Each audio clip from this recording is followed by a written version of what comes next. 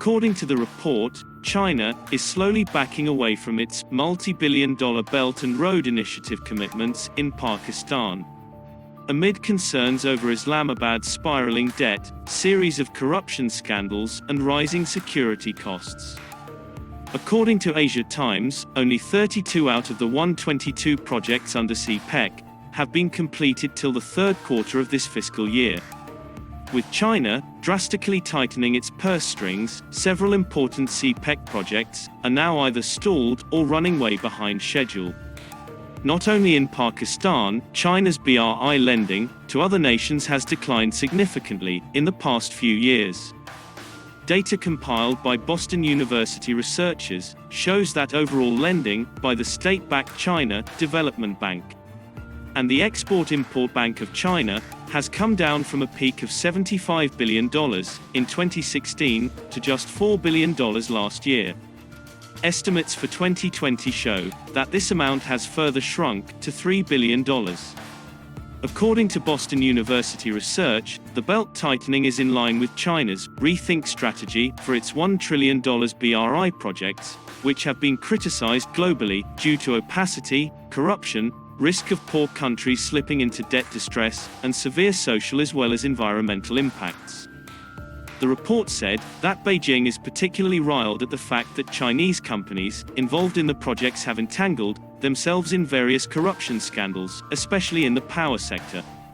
A recent inquiry conducted by the Security and Exchange Commission of Pakistan found irregularities worth over $1.8 billion in the power sector, with 16 mostly Chinese firms involved in the CPEC, receiving undue subsidies and causing huge financial losses to the national exchequer.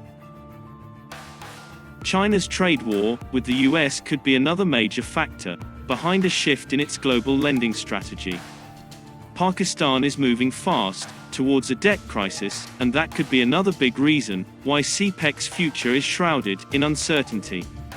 According to the report, Pakistan's debt-to-GDP ratio has touched a high of 107%, and a higher debt profile is likely to trigger national security concerns.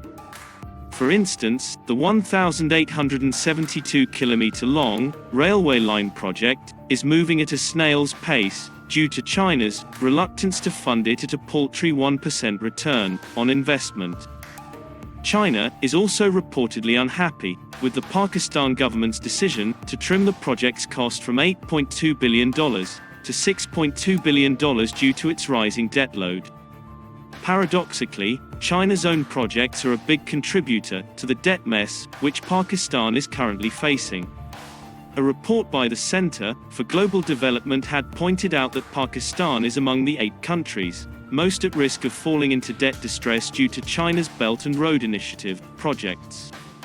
It said that the majority of Pakistan's external debt is owed to China due to BRI lending. In its recent report, the Institute of Policy Reforms, a Lahore-based think tank, said that Pakistan has slipped into a debt trap due to the government's failure to bring reforms and weak fiscal management.